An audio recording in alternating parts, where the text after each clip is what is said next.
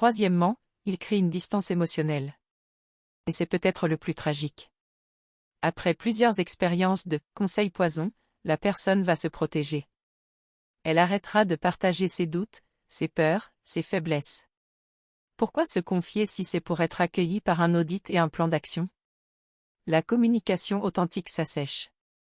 La relation devient superficielle, privée de cette sincérité qui fait toute sa force. Vous pensiez construire un pont, mais en réalité, vous avez creusé un fossé. La solution, comment devenir un vrai soutien?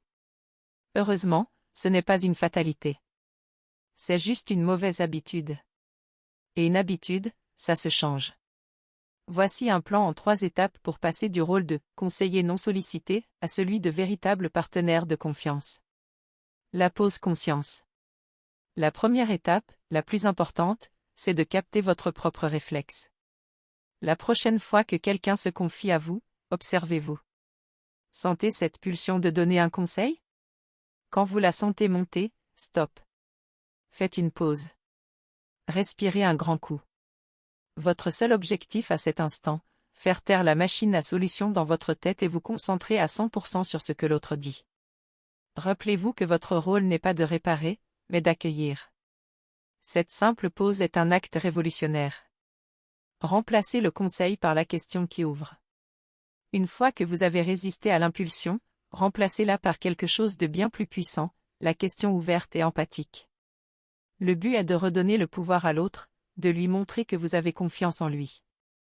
Au lieu de dire « tu devrais », essayez des formulations comme « ça a l'air vraiment difficile.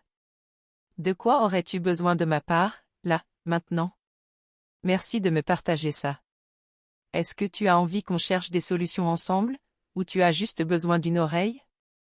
Comment tu te sens avec tout ça? Qu'est-ce qui t'aiderait le plus en ce moment? Ces questions sont des cadeaux.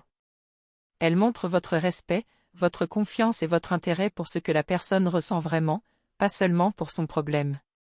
Maîtrisez l'art de l'écoute active. La dernière étape, c'est de développer une compétence clé, l'écoute active, un concept développé par le psychologue Carl Rogers. Ce n'est pas juste être silencieux, c'est s'engager totalement dans l'échange. Ça veut dire plusieurs choses concrètes. Reformuler pour montrer que vous suivez, si je comprends bien, tu as l'impression que ton travail n'est pas respecté, et ça te met hors de toi. C'est bien ça? Cette technique simple prouve que vous avez vraiment écouté. Valider l'émotion, c'est peut-être le point le plus puissant. Dites simplement, c'est complètement normal de te sentir comme ça, je comprends totalement pourquoi tu ressens cette colère. Valider une émotion, ce n'est pas être d'accord avec les faits, c'est reconnaître que le sentiment de l'autre est légitime. C'est un baume incroyablement apaisant. Être vraiment là, lâchez votre téléphone. Regardez la personne. Montrez avec votre corps que vous êtes à 100% avec elle. En pratiquant ça, vous offrez ce dont les gens ont le plus besoin, se sentir vus, entendus et compris, sans être jugés. C'est là-dessus que se bâtit une confiance en béton. Pont. La transformation, ce n'est pas d'arrêter de se soucier des autres. C'est de changer la manière de le montrer. En passant du réflexe de « réparer » à l'art d'écouter, en remplaçant les solutions par des questions et une validation sincère, vous n'offrez pas seulement une oreille. Vous offrez un cadeau bien plus précieux, vous montrez à l'autre que vous le respectez assez pour croire en sa propre force. Et si vous voulez d'autres clés pour construire des relations exceptionnelles, n'oubliez pas de vous abonner.